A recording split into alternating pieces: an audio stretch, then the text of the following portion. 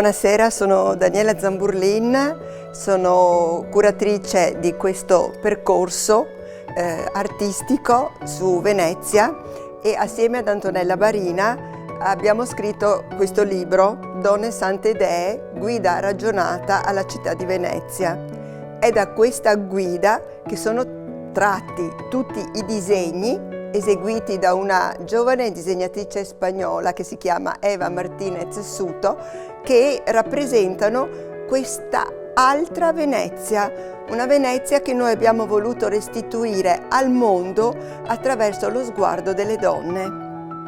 Sono 15 eccellenze, nel senso che eccelgono perché rappresentano assoluti primati. Abbiamo la prima scrittrice ed editrice, la prima vetraia, la prima banchiera, la prima regatante, la prima dogaressa che ha favorito l'arte della stampa, la prima dogaressa che ha favorito l'arte del merletto ed una quantità infinita di eccellenze, come dicevo. Questa, Felicita Bevilacqua Lamasa, è la mecenate dei giovani artisti. È lei che, oltre ad essere una patriotta, a finanziare appunto Garibaldi e altre cose, lei ha lasciato un grande palazzo veneziano che è Cappesaro per i giovani artisti, affinché non fossero sfruttati dai mercanti d'arte.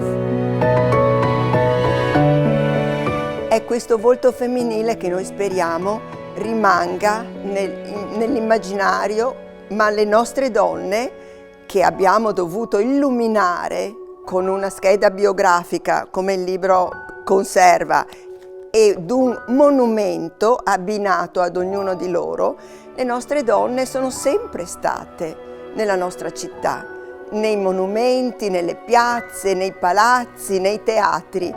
Crediamo anche che la visione della storia non sia parziale, e cioè che la storia non sia solo una storia di guerre, ma sia una storia di vita, sia una storia di arte, di costume, di linguaggio, di parole, di gioia, oltre che di sofferenza e di dolore. E con questa prospettiva continueremo a lavorare.